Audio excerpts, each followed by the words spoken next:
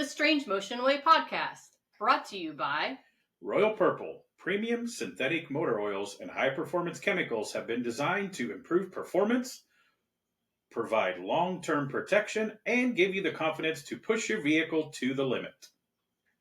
Royal Purple Premium Synthetic Motor Oils. Okay, so we are back with a non-intended part 2 here. We had to change out computers in there. So I think we got it stopped where we needed to stop. We've had this trouble the last two weekends in a row, 3 weeks in a row. Yes, technology. So we're going to go back to ask you when you got your first bikes in the magazine. Yeah, the first bike I built was nicknamed Iris, and it was a 1990 police bike, and I was invited to have it in a magazine, and then invited again to have it in a magazine. Every time I turned it down. And I think I was as afraid of success as I was of failure at that moment, but I didn't know it, right? And really what I just didn't want to do is I didn't want to tell people I could build this bike, and that was the only one I ever built, right? Because it took me 2 years to be able to afford all the parts and to do the work and do all the things and plan it out. And I'm like, I don't know if I can do it again. And then all of a sudden we did another FXR, and the irony of it was we were in Spearfish. We were staying with one of Danny Gray's guys, Tony Manuel, and I got invited to go ride with the Hamsters. So we took off, and it was me and Danny, and we went out and rode with, Arlen and all the guys, and we went up to Bear Butte or wherever it was. I can't even remember. Devil's Tower, I think, in Wyoming. And when I came back, Dan Cheeseman and Chris Weber, who worked for me, were so excited. They couldn't come out of the hotel, the little motel we were staying in, honestly, fast enough to tell me they'd just gotten the bike shot by Howard Kelly of Hot Bike, and they took that yellow chopper that we had built, this FXR chopper, down to the Burger King, and they shot it in the parking lot or in the grass beside there. I'm like, no. I was like, do you realize what you just did? Like, now people are going to think we can do that, Like, we can. I'm like, yeah, we did it once. And it was no joke. Like, the next call I got was from some guy in New Jersey who saw that bike in the magazine and said, can you build me a frame just like that? If I send you my frame, can you do that for me? Right? Yeah, kids nowadays, they don't, we still have magazines. So on the car side, they've killed 19 magazines, 5 years ago? Yeah. But that's how I got my start. I got my first car in the magazine. Within 3 months after that, I was full time. So the magazines really, really got you out. So just to touch base before you continue there, how is the motorcycle magazine industry? You guys lost a couple when they killed those 19 titles, didn't you? Yeah, for sure. American Iron went by the wayside, and Cycle Source, which is Chris and Heather Callan, that's still here, and it's just on the other side of the wall here. Actually, they moved from Pittsburgh into South Dakota, and they're right over here. Easy Riders has had multiple ownership, and it just never seems to make it. And then now Hot Bike, Keanu Reeves actually owns that, so that adds a little bit of something to that mix. But it keeps it all alive. It really changes the way people look at things. I'm still a magazine guy. I still believe that print has value. I still get my good guys every month. I read Wheel Hub. I'm all about that stuff because I feel like you still get a lot of information there. Mm-hmm. And I can go back to that and look at it. Instagram is cool, but it's only cool if I'm posting my car every day, right? Mm-hmm. And my car becomes the news feed every day, right? Because, it used to be your car would live as one of the 12 covers for a year, or one of the 12 issues that had all Camaros in it, and your Camaro was in it, or whatever the case was, right? And so I still think there's value to that. And I think every guy in the free world, every girl in the free world that is a car, motorcycle, truck person wants to have that, that thing, like right behind you, those magazines and that stuff up there. That's memorialized for your kids, for your grandkids, for generations to come. It's always going to be, that was Grandpa's car. That was it. That's the cool thing, So for me to get that first bike in a magazine was huge. Then right after that, we got the cover of Hot Bike. And then that's when I got the attention of Bassani Exhaust, and they called and said, hey, I know you had a Thunder header on there on the cover, but would you consider putting our pipes on it? I put their pipes on it. I sent them some pictures. They used it in some catalog stuff they did. And the next ask was for me to bring that bike to Cincinnati to the big V-Twin Expo. And we walked in there, and my mind was blown. There's a 25-foot banner up there with this picture that I'd taken outside the back door of my little shop in South Dakota. It said Bassani, but it was our bike. Mm-hmm. And then I shot their whole catalog the next year. No, cool. So that journalism stuff. Thing about you already tonight. I didn't know that you were the photographer guy too. I did not know that till tonight. Well, that's what I mean. You go back to my principal, and thank God for him. Thank God he forced me into doing that. And so I'm telling you that because I think there's a lot of young people that don't know why they're being forced into a situation, or why they're being railroaded into this, or why can't I do this when I just want to do that. And if they had this sense, which I didn't have, and maybe I do now, maybe that's just what happens. You just get old and you all of a sudden understand it all.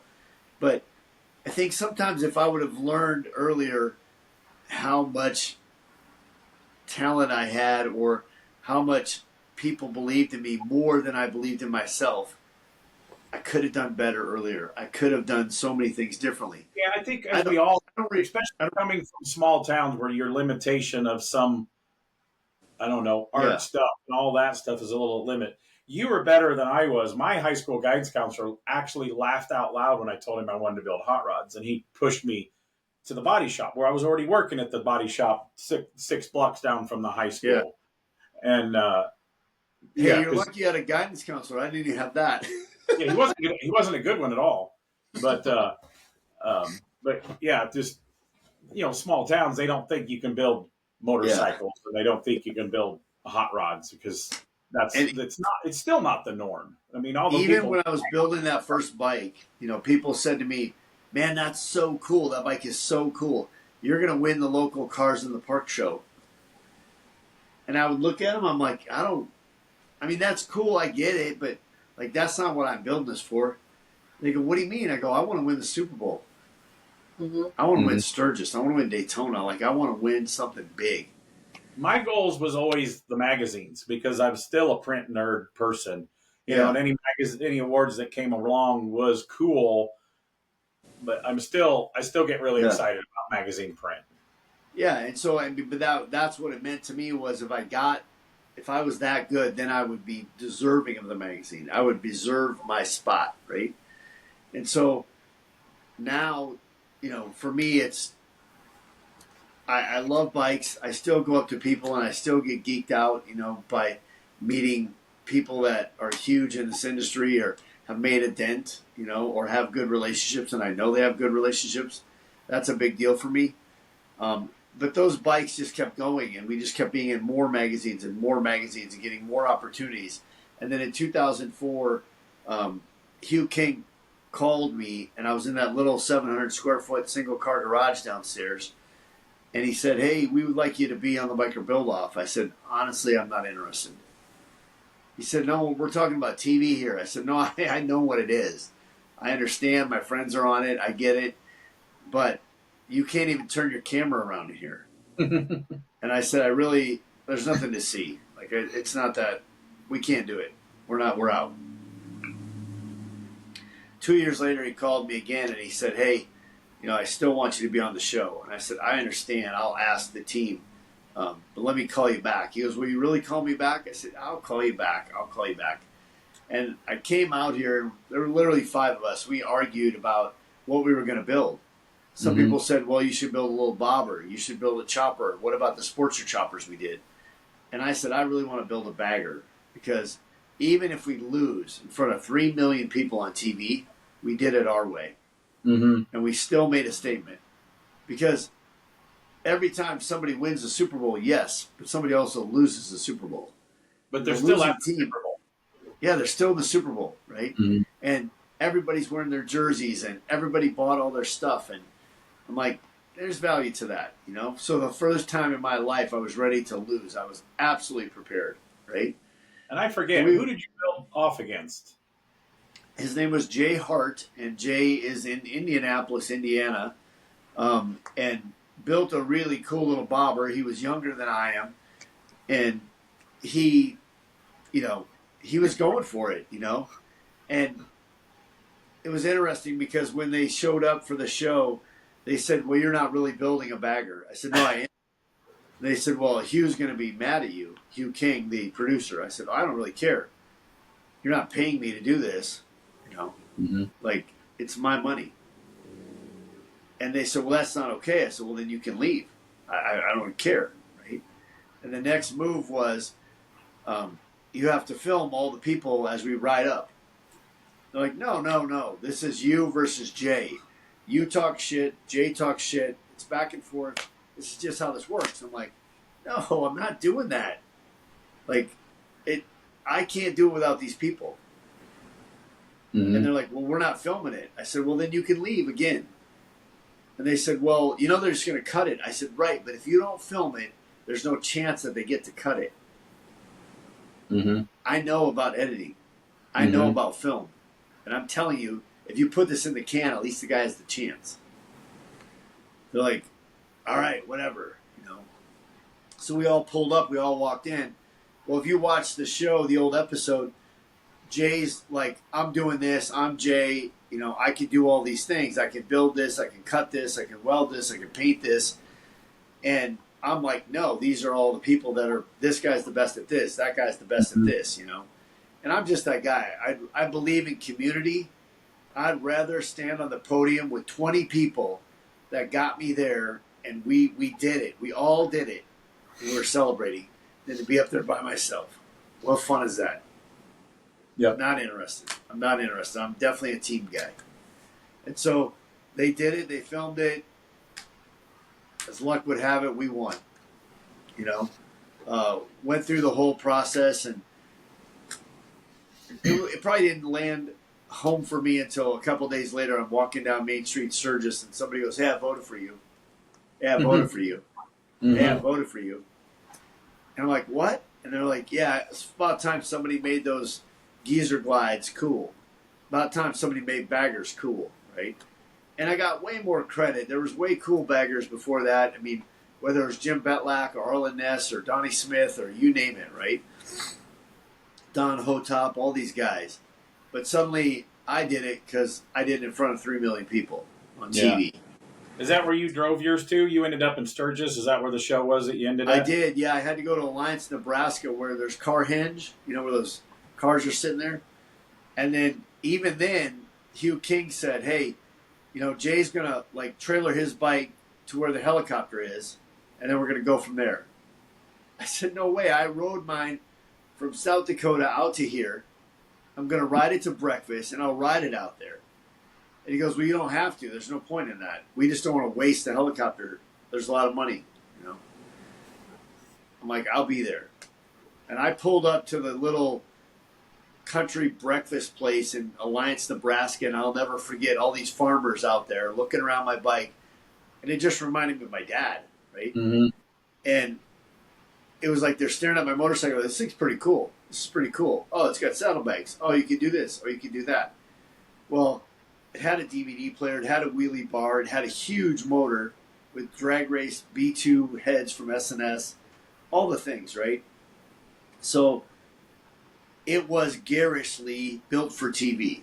Mm-hmm. But how do you tell people I built a really fast motorcycle for the street without having a wheelie bar and just riding around?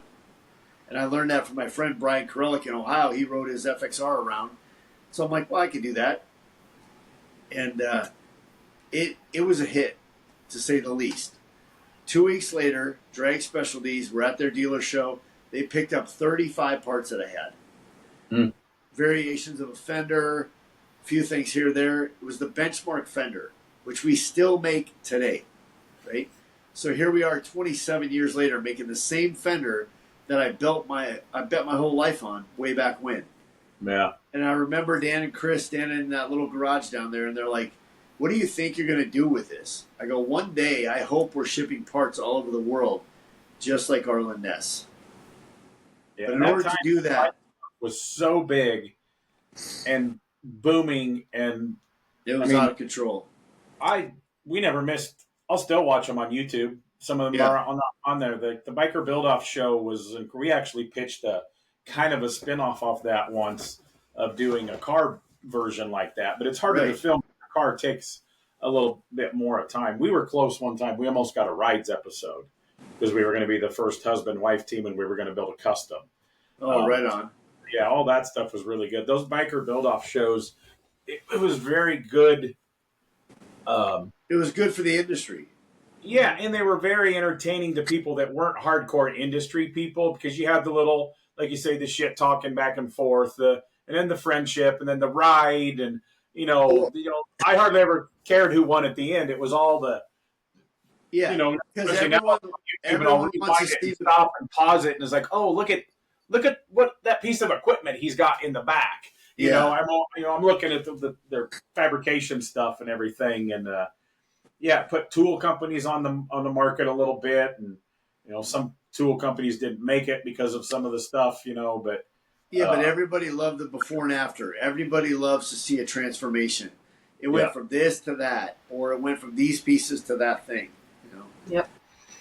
And so Drag Specialties picked up those parts. The following week, we transformed that bagger into the bike that we were going to race at Bonneville. And Laura, my ex-wife, was the pilot. We were working like fiends at that point, and I said, well, you should do it. Women in motorcycling is going to become huge. It's already becoming a thing. And that was just another proper call at the right time. And she went for it and went out there scared as heck and set a land speed record in 2 passes. Mm-hmm. And I'll never forget Fred Fox, who basically made Drag Specialties what it is today, came over and he said, man, do you have any idea what you did out there? I said, no. He said, be careful what you wish for, kid. This is going to be big. And all of a sudden that bike was in Europe. It was in France. It was everywhere, right? And it became a huge thing. And out of that, on the way home, I stuck my hand out the window, and everybody's played the game where this makes your hand go up, this makes your hand go down. You sit there and play. And I'm driving home, and I'm like, man, that bike still wobbled, right? All the things we did. Double row bearings in the swing arm, and the true track, and all the pieces, right? It still wobbled. And I said, I just feel like it's becoming a kite, And Laura said, oh, exactly, you can feel it, right? And so I'm like, well, how do we push the front of that bike down? And how fast did she go? She went 147. Wow. Point something, But that's fast on a bagger on the salt, because riding on the salt can be one day like pavement and the next day like gravel, and the next day it can be slushy, mushy, like Jello. It's terrible, So it was a big deal, and we figured out how to take your hand ever so slightly curved, push it down, and that put downforce on the outside of that bike. The stock bike has 30 pounds of lift. This is 15 pounds of downforce. So you just went 45 counts the other way. So when you see a bike going by a semi like this and wiggling, this is like putting a spoiler on the front of that bike. And so we just made that bike safer for everybody who owns one. Mm-hmm. And I remember the guys in the wind tunnel just saying exactly that statement. They're like, call your patent attorney, kid. You did it. And I mean, I'm just a kid from Emory, South Dakota. I have no engineering degree. I'm a farm kid, like, how did I do it? And so to get a patent, to make people believe that you really knew what you didn't really know, and to buy into it was huge. And then all of a sudden, all those relationships, the ones with Bassani and Arlen Ness and Paul Yaffe and Jerry Covington and all the guys at Paco and everybody, right? And I would give them a windshield, and they would take it home, and they're like, that's super cool, Brian. It really works. Like, can I have another one? Can I buy another one? And I probably gave away 50 windshields at Cincinnati that year. It almost, killed me, but it was probably the best thing I ever did. Mm-hmm. And the word of mouth just went like crazy. They thought I'd sell 500 windshields that first year, is what they told me.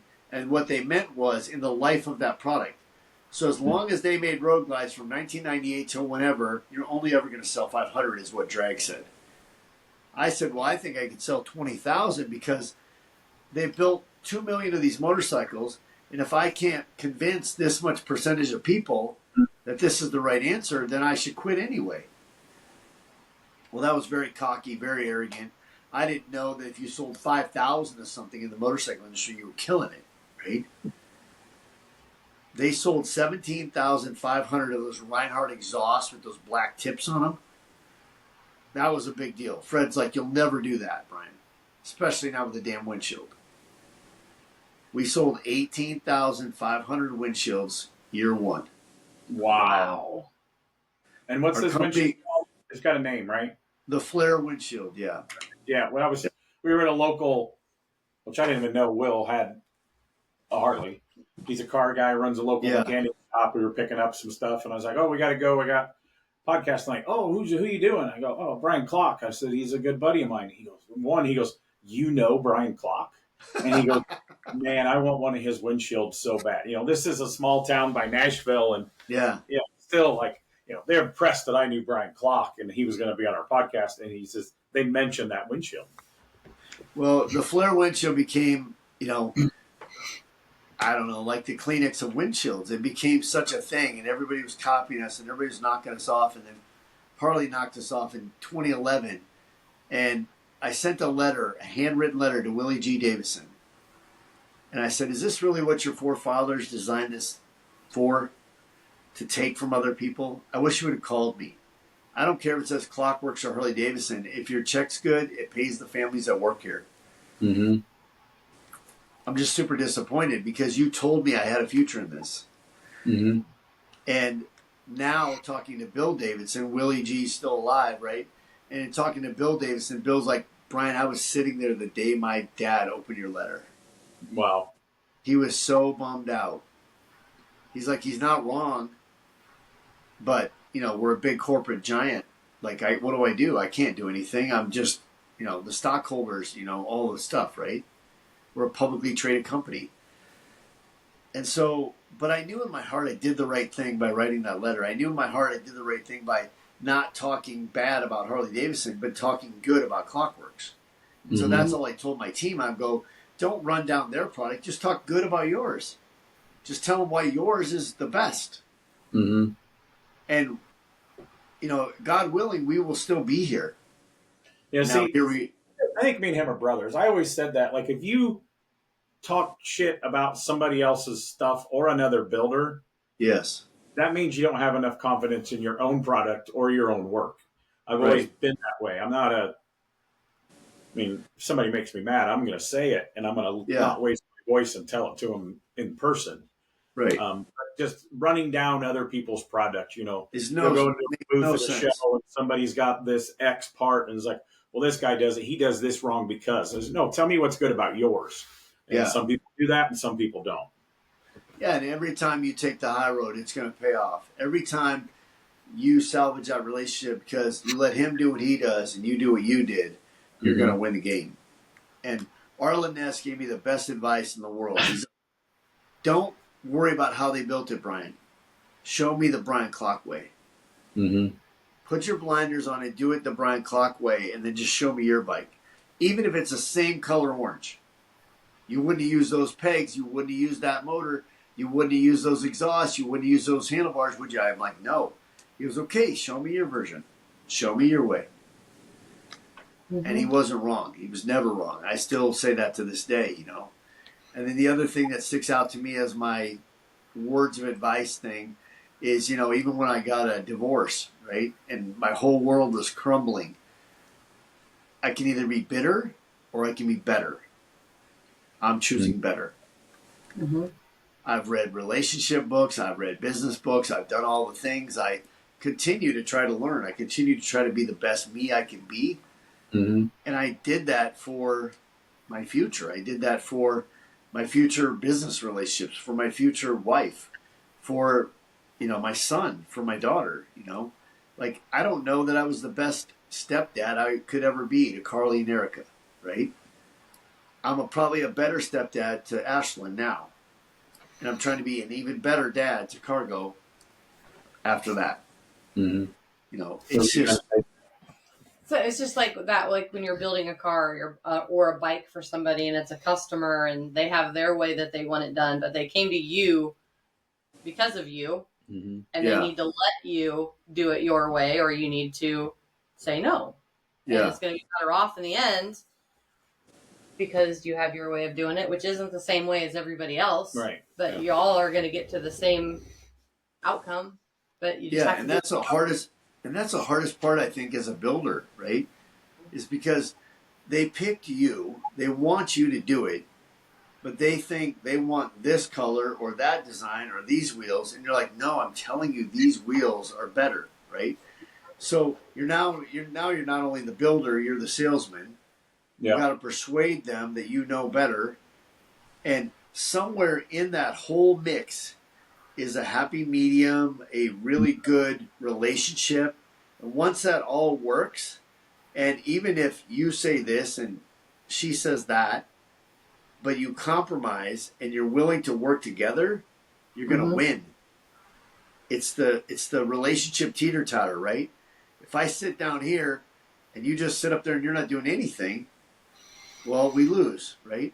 That's like when I don't do my part of the laundry, when I don't take care of the kid enough, when I don't do what I'm supposed to do, my wife and I, our relationship will suffer, right? If I do my part, we're going to win. It's that simple. So what I got out of that is you need to start learning some technical stuff and stop just being Ron Burgundy, and you need to learn to learn some computer stuff. That's what I got out of that whole thing. You're neither one of you wrong on that. Because here I was, we got done after that. I'm sweating. I got sweat runs. Tim's just sitting there. I filled my water up and played with the cat while she was setting the new computer up. Yeah, she's worried about the computer doing all the things. Oh, I was stressing about it, but I know to stay out of the way because I'm just going to. Here, look at this. Here's the boss of me. You got to get down here.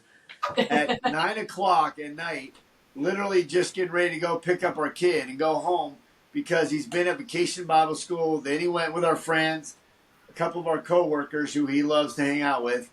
And so, really, there's the brains behind this whole operation.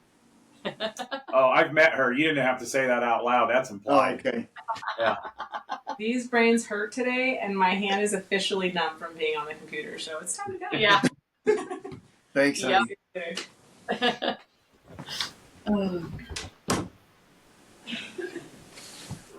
So yeah, it's one of those things where, I feel like I was fortunate enough to get that break. Everybody longs for that one big part. Okay. Mm-hmm. I could have took that one big part and I could have let it ruin who I am, right? Your ego or your whatever could have just went out the window. Mm-hmm. I still made multiple terrible decisions after that. And yet, the company has never been more successful, and it's primarily due to Vanessa. I mean, she really is the CFO. She really is the vice president. She really knows how to take care of the money. And even when I get out in front of my crazy entrepreneurial ideas, she'll be like, Brian Klock, no. I'm like, okay. And so the last thing you want in your life is a bunch of yes men. You need that no person, right? And then the next time I'll be standing there looking at something and I think it's a great idea. And she knows I think it's a great idea. And she's like, you're not broke.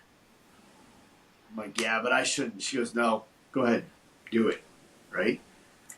And I'll be honest, I have no idea if I have $10 or if I have $100.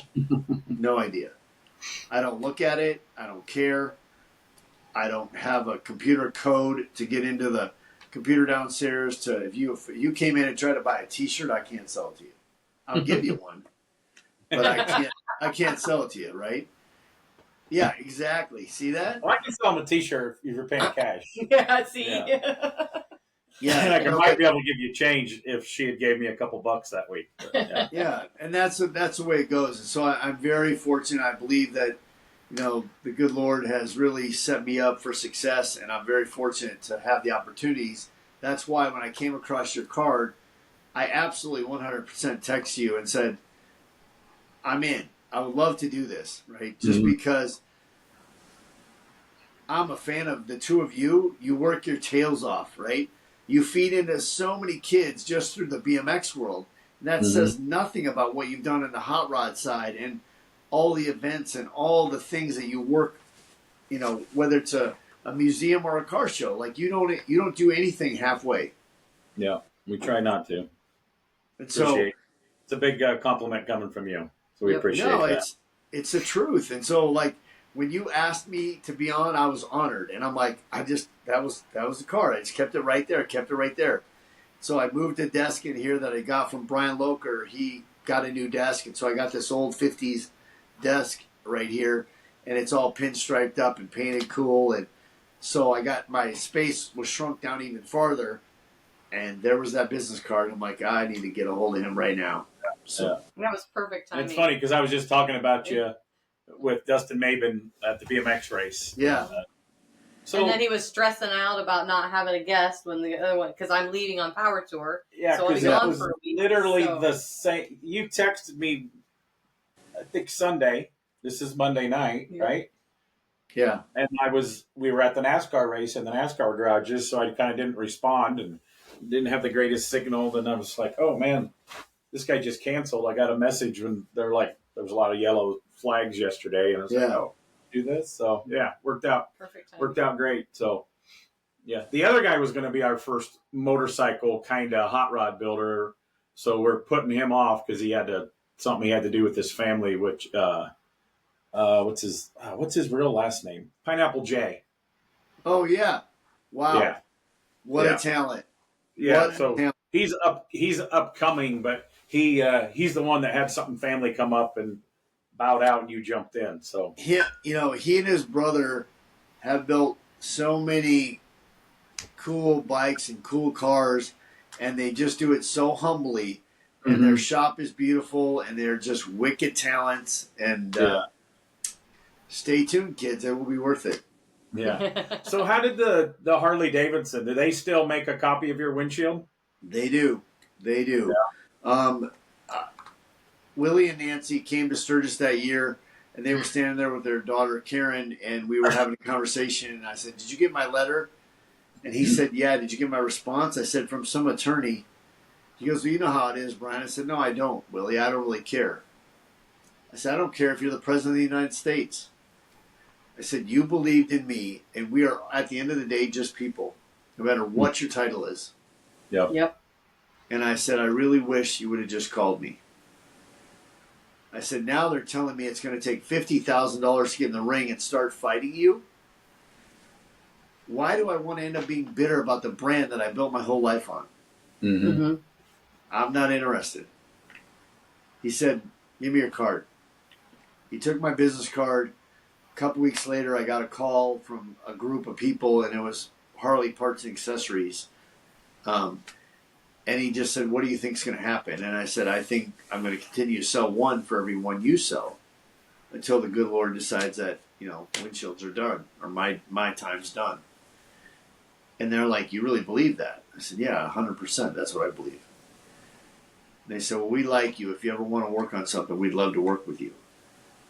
And they said, "What do you want to do?" And I said, "I just wish that I wouldn't feel weird standing in the same room with your designers or your people, whether we're at SEMA or we're at a motorcycle show or we're at a car show.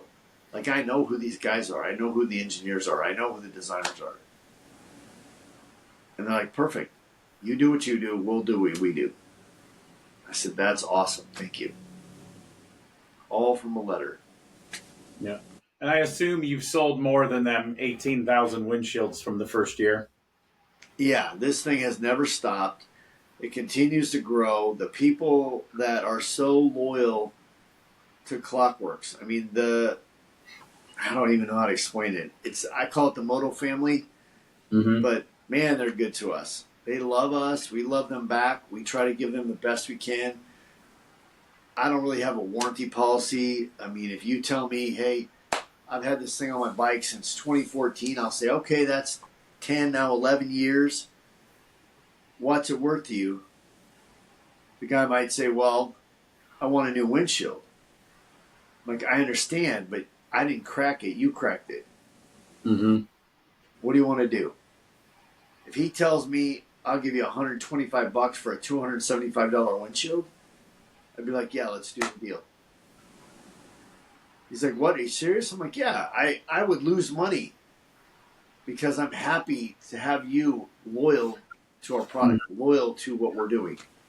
And so I just don't know. I don't really know how to explain it. I don't have the best business acumen. I'm just very fortunate to do what I'm doing. And right now, we're building what my wife dubs as the Band-Aid building. It's a 12,000 square foot new distribution center going up right across the street. Wow. Nice. I'm so excited about it. And she's like, you're going to blow through that thing in 2 or 3 years. It ain't going to happen. I'm like, well, I love your enthusiasm, honey. Let's just spend $500,000 and know that we're going to just go right by that, you know?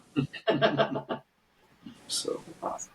but she definitely doesn't dream small. She doesn't ever stop me when I'm going for it, you know?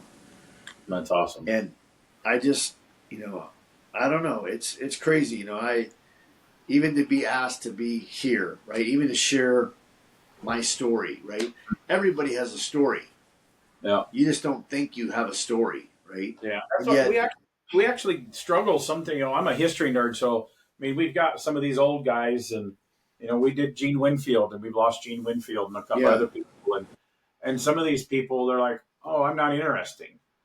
I'm like, "You are, because I called you." And she calls me a history nerd, but you know, there's so many people out there, and all kinds of motorcycles and cars and art and you know, music and BMX people that, like you said, everybody has a story. Some people's story is, oh my God, I went to the Olympics. Some people's story is like, man, I was state champion.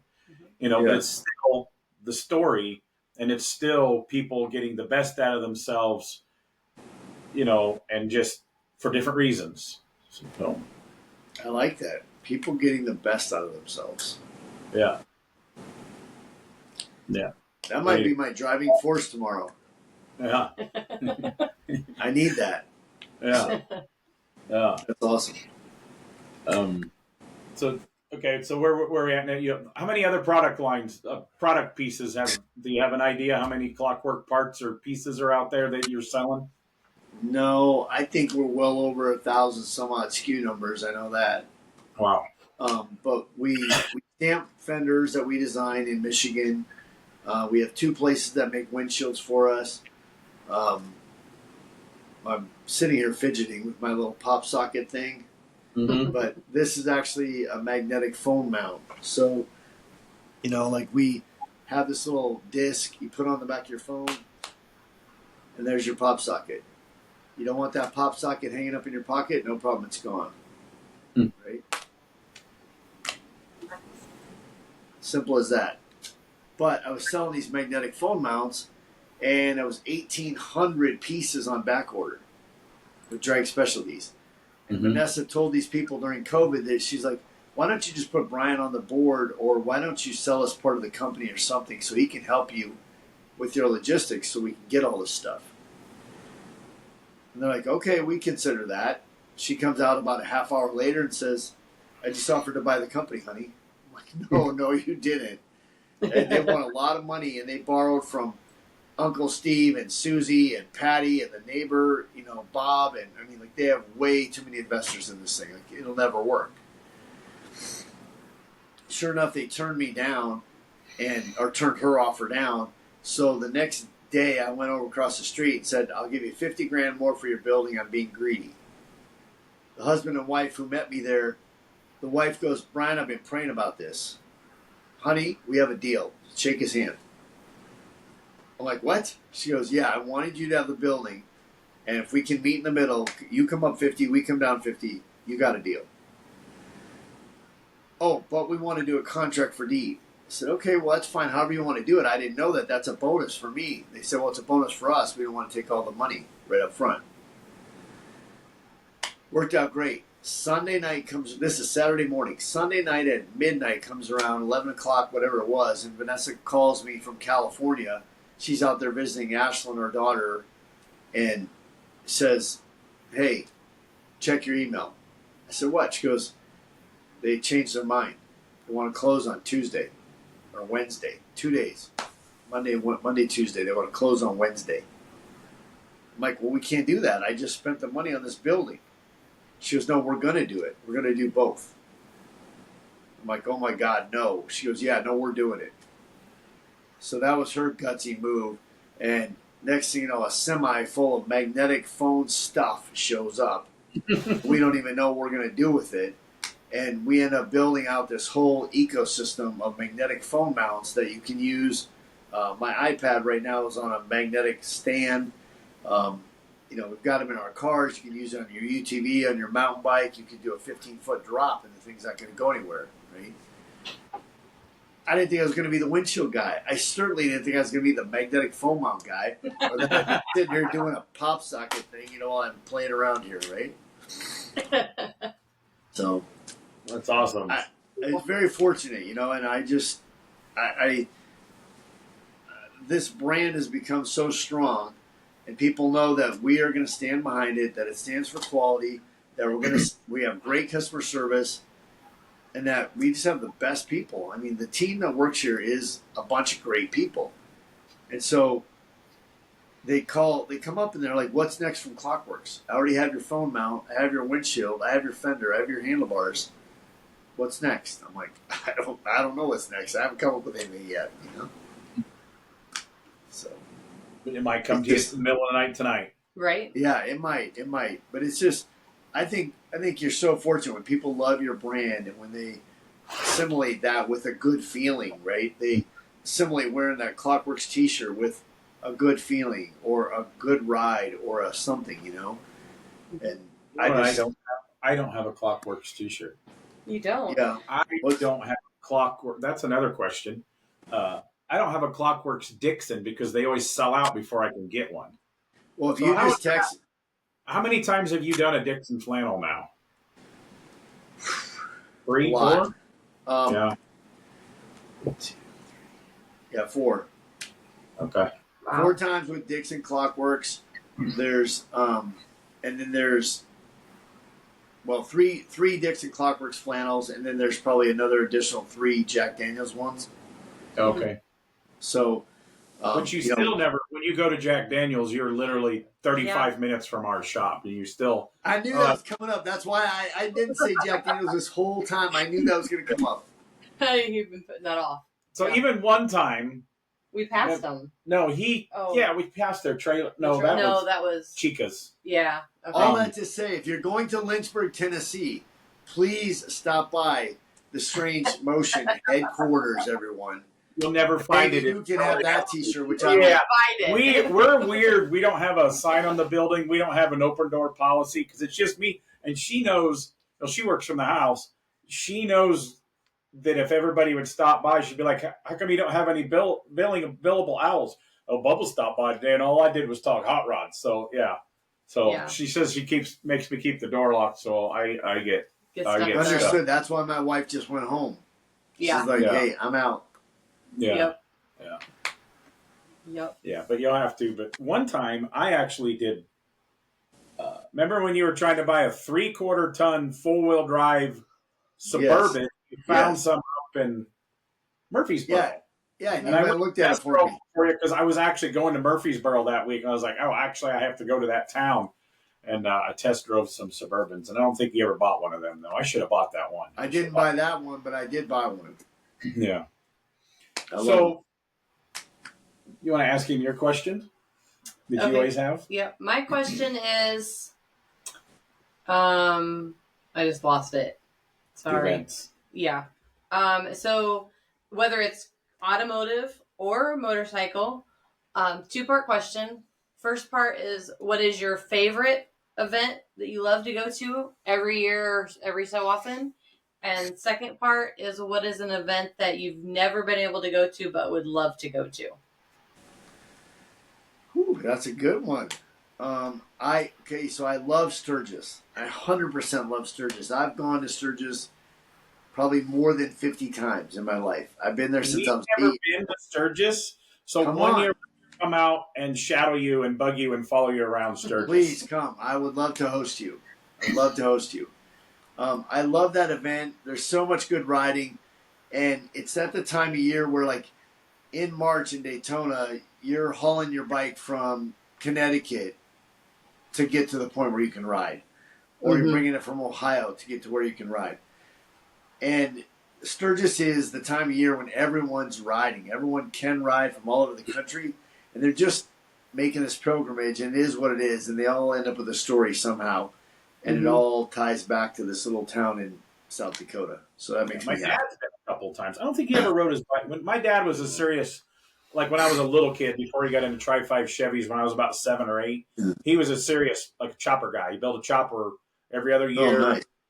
I still got pictures of his show bikes, and he put them in the back of his Econoline van and built big choppers, long-haired biker guy.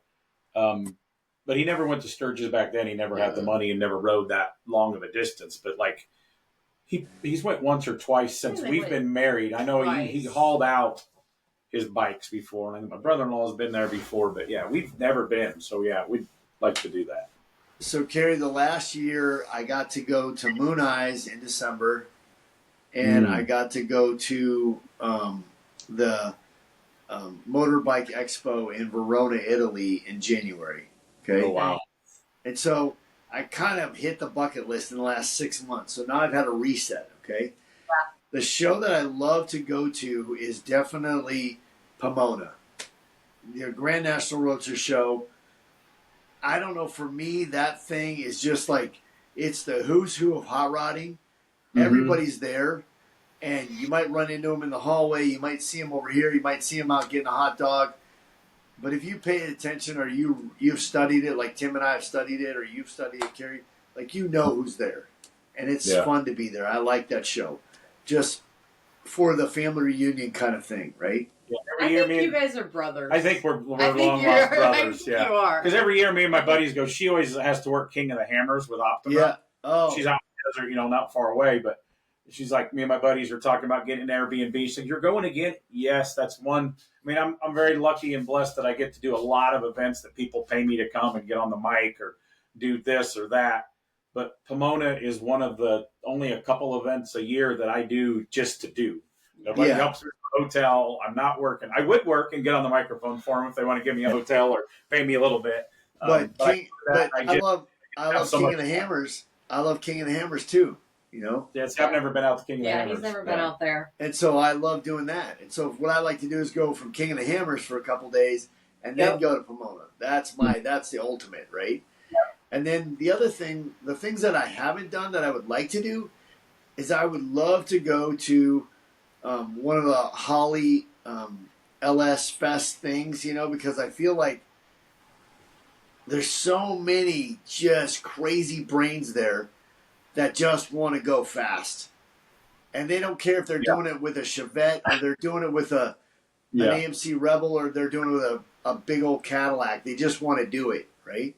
And what's cool, I don't get to go to LS Fest Bowling Green, their big one that the registration just opened today, because at the same time, 2 hours down the road, I'm at the Triple Crown of Rotting. Yeah.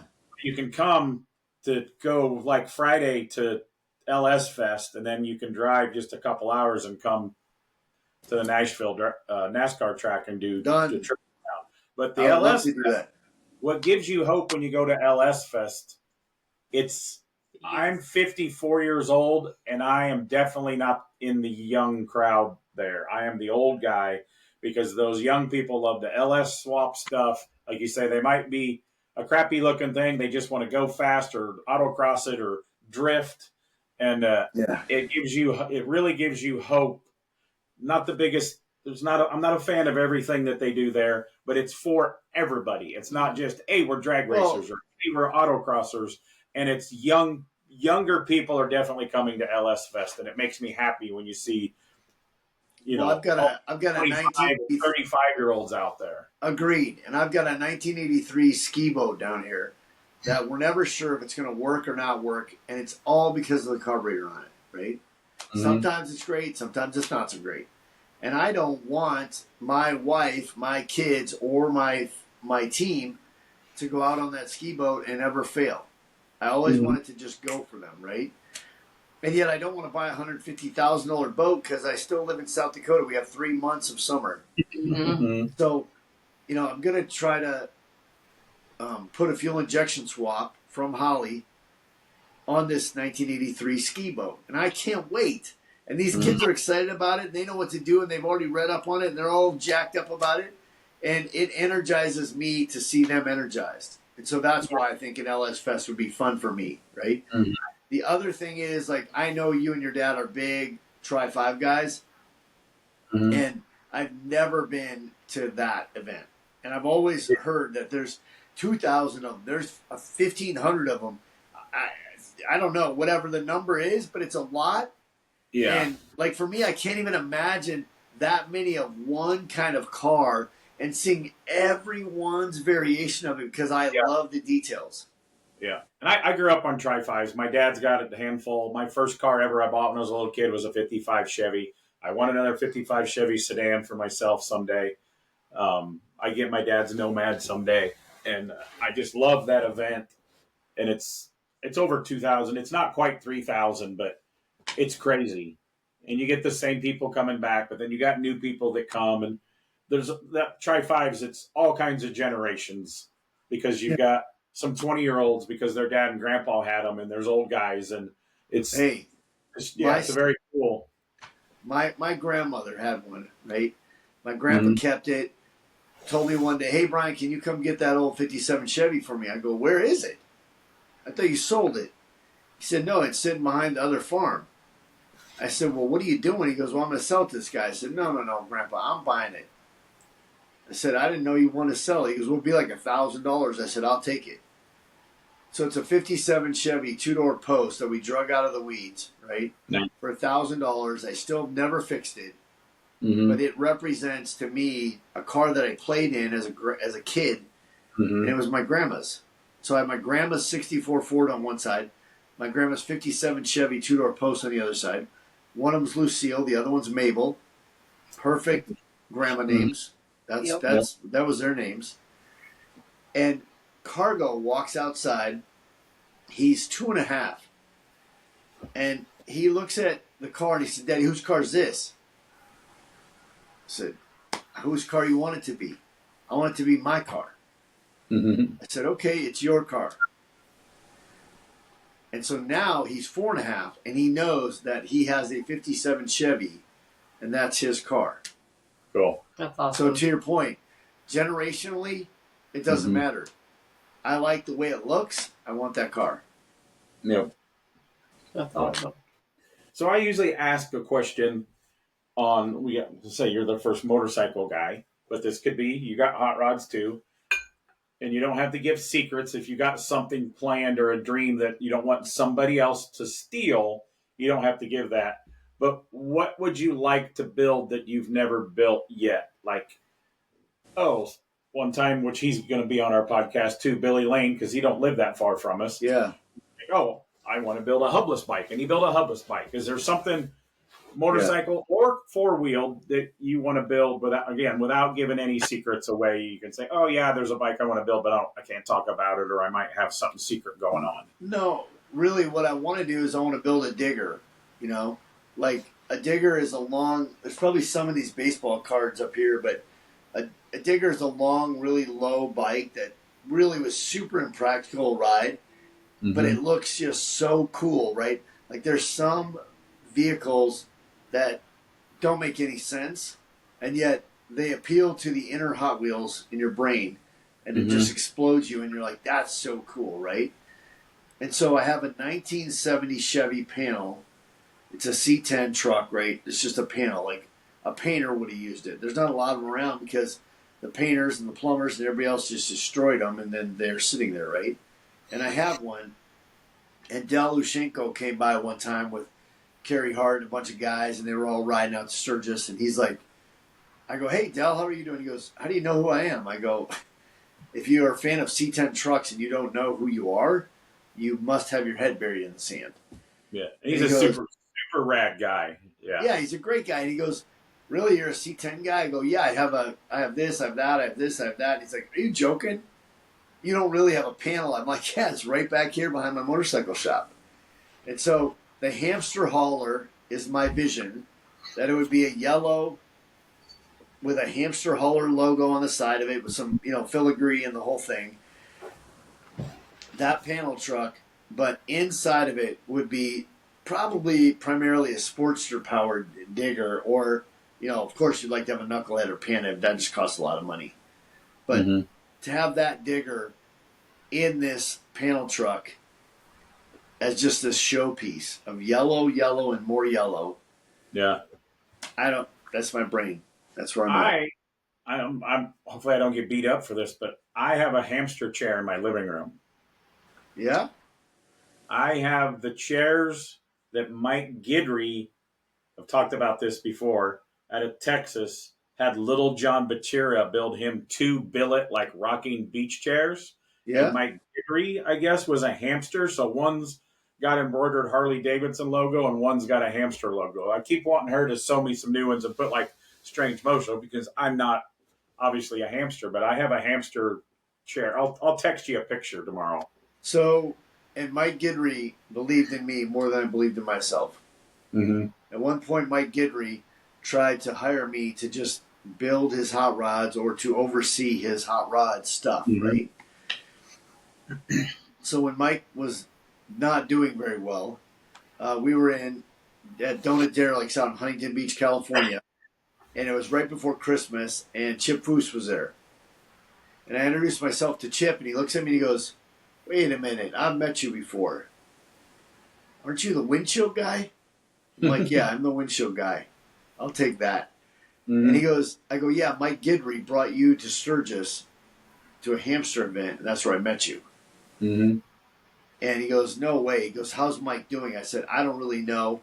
And he goes, "Do you have a good phone number for him?" I pulled it up, and inadvertently I hit the thing, and it called him. I said, "Well, now we got to talk to him."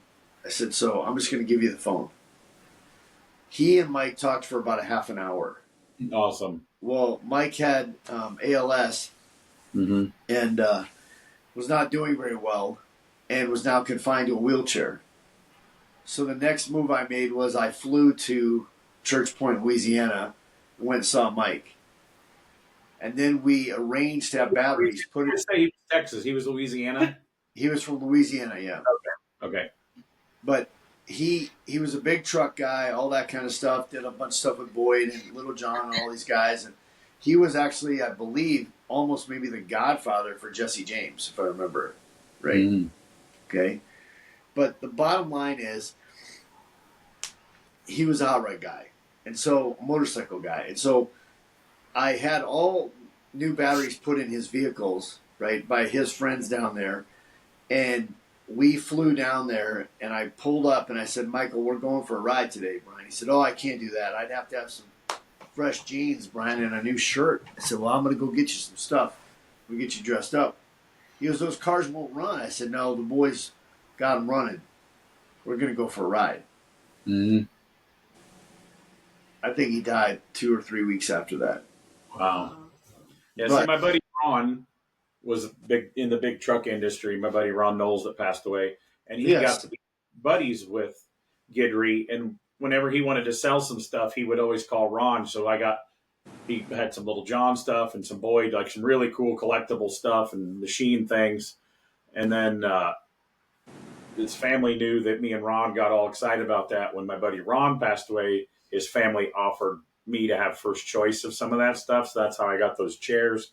I got a Little John used to do certain billet things for like a dozen of his friends every year. And so I have a black anodized lamp in our living room that says Little John 88 that did the lamp in 1988. So I got a lot of stuff that Guidry had through my friend passing of Ron Knowles. So yeah, it's a small world. So it is. But again, it's all about those relationships, It's just there's always going to be somebody who has something, needs something, does something, or wants to get you something, right? Yeah. And if you're just good to people, it's not that hard. It's really not that hard. So cool. Do we have any other questions? We got him. What do you want to build? Where he's been? We always ask people, and the majority, if they've not done, is the Moon Eyes Japan show. That's very popular on the list. And we got to do that sometime. It is really so good. We almost got to take a car there one time, but it fell through. So my wife can't wait to go back. Japan is so clean. The people are so nice. You couldn't feel any safer. It's just so amazing. Like you land in Tokyo, and it's like landing in LAX, but it's quiet. You don't have all these people yelling at each other and pushing each other and 57 dialects of different stuff coming out of their mouth, and you're like, this is chaos, right? There's just as many people in Tokyo, and yet it's just super organized and quiet. It's perfect. And that show, they run 25,000 people through there in one day, and it couldn't be more organized, more cool. Wow. The cool factor is unbelievable. They celebrate Americana better than we do, for sure. Yep, that's what our good friend Dave Shutton goes like every year. So we're gonna go and shadow him sometime in Japan until he ditches us, like we're gonna do to you at Sturgis one year. I saw Dave there, and of course those guys have, they've all been there. Him and Rob Fortier and Daryl Hollenbeck and all those guys. They've been there way more times than I could even think about. And a couple times they said, "Hey, you want to go to dinner?" And I already made plans. I wish I wouldn't have. So if you go there, just don't make any plans, because you'll know the cool kids, and the cool kids will say, "Hey, come check this out." And you'll be like, "Oh, I got to make that." Yeah. So I learned my lesson. Yeah, and some of the food stuff that we've talked about them guys eating over there, I was like, I might have to have a granola bar in my pocket just in case. You won't starve. You'll be all right. Yeah. Well, cool. Right. I think we got covered a lot. I know there's some questions that I had in my head. I don't keep notes. I don't have any questions, and then they went away. So tonight I'm going to, I wanted to ask him this or ask him that. So we can do a part two. Okay. The next time somebody cancels, we'll do part 2. You just call me up, and I got you. Okay. Well, we really appreciate you jumping in the last minute. Yep. And I'm glad you reached out to me and put the bug in my ear again. And like I say, some people, they just don't want to do it. I know you've done TV and you do a lot of stuff, so I knew you'd be really good about talking on here. Some people kind of clam up, so I have to feed them a little bit more. But and some of these people trying to get some of these 80, 90-year-old car builder guys that, built this industry, is hard to get them in front of a computer when they don't even have a cell phone. So it's, as untechnical, advanced as I am, they're way worse, and their people around them can be way worse. So it's you did this apparently all by yourself, didn't you? Not that I called you old. It's okay. I know who I am. I'm very fortunate to have the chance, And right now, like I said, that little guy right there behind me, he's 4.5, and he gets excited about the stuff I get excited about, and it's fun for me. And I just feel like everybody has a legacy. Everybody has a chance to teach. Everybody has a chance to provide. And I'm in that stage of my life, and I'm very, very fortunate. Well, I'm going to ask you a very offensive personal question. Okay. How old are you going to be when he graduates high school? How old am I going to be when he graduates high school? 53, 60, 71. Carrie's got a coworker that had a kid kind of late, but we give him a hard time. And like, dude, they're going to think you're grandpa in high school. They think that now. I go on a flight and they're like, "Come on, grandpa, just let him have it." I go, "That's funny. If I was his grandpa, I would let him have it. But I'm his dad. He's going to learn. He can't have that." Yeah, my dad's a grandpa, great grandpa now. Yeah. And he's the biggest pushover. He was a little harder on the granddaughter, Katie, but still softer than he was on me and my sister. And that's made me feel he's a great grandpa.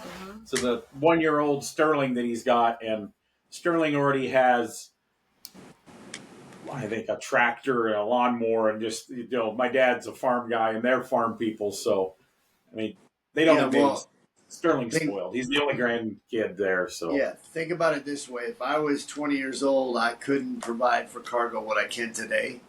Yeah. Yep. And now he slows me down at night. He makes me just relax, right? I mean, hell, he's got his own 57 Chevy already.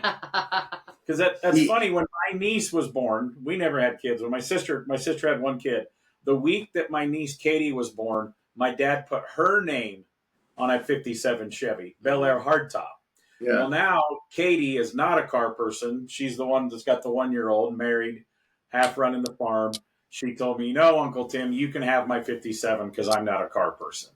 So, that 57 has a good story because Carrie's dad lived in Arizona, and found that at a yard sale. And my dad drove from Illinois to get the car that her dad found and brought it back. So oh wow, no way. that'll be part of the But family. maybe Sterling will be a car guy. That's what I say. Sterling can have that 57 if he so chooses. So well, and that's has a 62 vet, and he will have a shit ton of motorcycles. My brother-in-law is a big motorcycle guy. I think he's got 15 or 18 motorcycles. Yeah. My sister won't hear this, so my brother-in-law has motorcycles that my sister don't know he has. Allegedly. Well,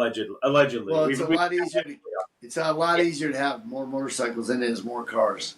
Yeah, my brother-in-law is one of them. Like, he has different road bikes, and his brother lives in Tucson, and every year he used to ride. He's got like a BMW road bike. Yeah, he would drive it all the way from Illinois to Tucson. Now he says, I'm old enough now that he hauls it out there, and I think he's went to Sturgis once, and like his uncles raced Bonneville on a Norton something, set an 87-mile-an-hour record. So yeah, my brother-in-law's well, if you know dirt race, oval dirt racing, his cousin, I know his number was 27. He got killed racing. Davey Camlin, did you know that name? Yeah. That's my brother-in-law's family. Oh wow. Yeah, well, he got killed probably 20 years ago, probably. Yeah. It's weird that that's the thing is, I bought a 51 Merc, and the day we had cargo, Vanessa goes, "Hey, you got to go get the Suburban and make sure you have a car seat and all that stuff because they'll check you." I'm like, "Okay, no problem." Well, I lost the keys to the Suburban somewhere in the hospital chair, so then I took off to go get the truck, and I came back with the Merc. And Vanessa goes, "You got the car seat." I said, "I know." I went downstairs and I saw one of the ladies at the hospital. She goes, "Brian, how are you? I bet it's unbelievable having your own biological child at 53 years old, having never done this before." I said, "Yeah, for sure. It's super cool." She goes, "Okay, well, you just have the best day." Vanessa goes, "Really? Really?" I go, "It's okay." She goes, "You know everybody. This is crazy." We walked out to the car. The car seat's in there. She goes, "Of course you did, Brian Klock." I said, "Well, hold that baby tight just like they would have done back in the 50s, and we're going to go home." And so we drove home, and she said, "Well played." I go, "What do you mean, well played?" She goes, "You're never going to sell this car, are you?" I said, "I can't sell this car, honey. I just brought him home from the hospital in it." Yep. And so Cargo knows if you asked him, Tim, if he has any cars, he'd say, "Yes, I have a 51 Mercury and a 57 Chevy." Cool. Awesome. Sounds like I'd be friends with him, too. Yep. Well, thank you, guys. I appreciate it. Thanks for having me on. Absolutely. You're the best. Yeah. Well, we want to thank Brian Klock of Klockwerks, motorcycle fame, for being on the Strange Motion Way podcast. Now I got to get one of the T-shirts. That's all. Yeah. Hey, welders, ready to upgrade your gear and save some serious dough in the process? The Miller Build with Blue Savings and Rebate Program has you covered. Find amazing deals and cashback rebates on a wide range of Miller products, from welders to plasma cutters and everything in between, all backed by our 3-year warranty. Don't let this opportunity pass you by. Take advantage of the Miller Build with Blue program now. Visit us online or stop by your nearest Miller distributor today to start saving.